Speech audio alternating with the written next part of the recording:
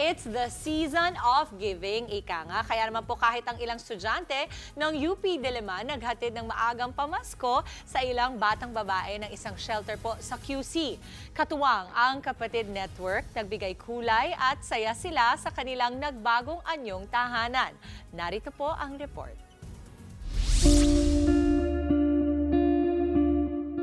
Madilim, makalat at masikip.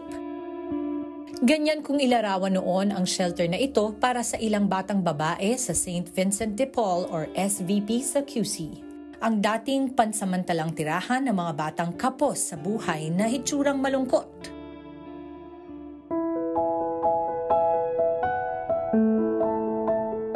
Nabigyan ng kulay ng mga mag-aaral ng BS Interior Design ng UP Diliman mula sa Silay Kulay. Mula sa mga obrang iginuhit ng mga batang babae, binigyang buhay ng mga estudyante ang pangarap na tahanan na ito. 2, 3! Nitong December 17, ginanap ang unveiling ng proyekto, isang kulminasyon ng ilang buwang pagsilay sa kinabukasan na nararapat sa mga batang babae na inaalagaan ng shelter.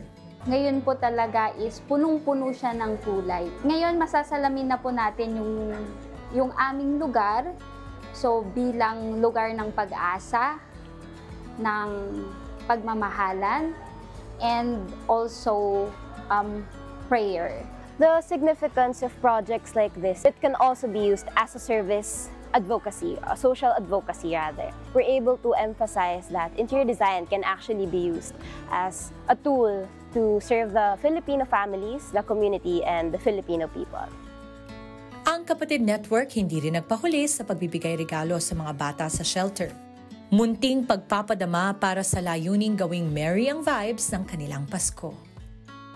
Mga kapatid, Dimples Romana po, kumpletuhin ang inyong umaga ng mga kwentong puno ng inspirasyon. Salubungin po ang bawat araw ng may ngiti at pag-asa. Kaya't mag-subscribe na po at mag-follow na sa aming social media pages ng News 5.